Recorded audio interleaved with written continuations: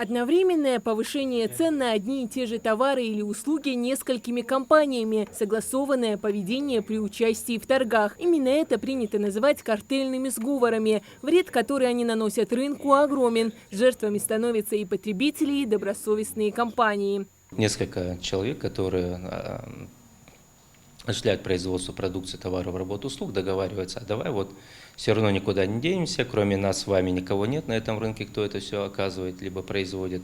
А давайте мы с завтрашнего дня там поднимем цены на 30%, на 10%, на 70%. Они никуда не денутся, будут все равно к нам приходить. И когда цена складывается не рыночная, а именно от сговора, она значительно повышается и теряет свое качество. Именно вот против этого призвана бороться система ГИС-антикартель. Это первая система такого рода в Российской Федерации на сегодняшний день. Новая статья Закона о защите конкуренции устанавливает правовые основы по предупреждению и пресечению ограничивающих конкуренцию соглашений. До сих пор выявление картельных сговоров представляло собой сложную задачу. Государственная информационная система призвана упростить и автоматизировать этот процесс. Она позволит проводить комплексное исследование данных и ежедневный анализ 100% проводимых закупочных процедур. Картели, как мы знаем, это самый сложно доказуемый вид экономического правонарушения. Там необходимо доказывать, что два человека, грубо говоря, сидя на кухне, договорились о повышении цен для населения. Это очень сложно доказать, особенно в суде.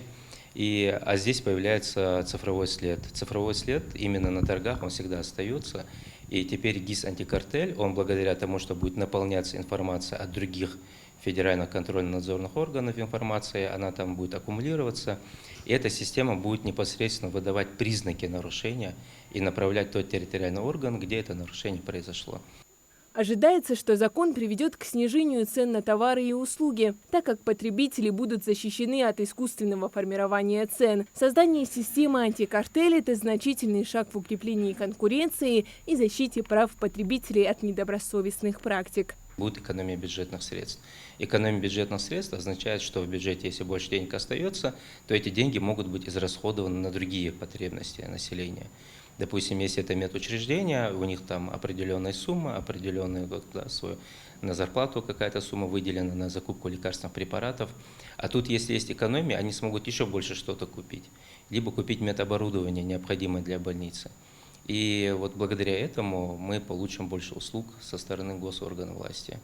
После утверждения порядка функционирования ГИС правительством РФ, Федеральная антимонопольная служба приступит к активной работе с новой системой. Ожидается, что ее запуск окажет существенное влияние на структуру многих рынков, способствуя их развитию на принципах честной конкуренции. Хадиджа Ивлоева, Билал Ахильгов, Магаз 24.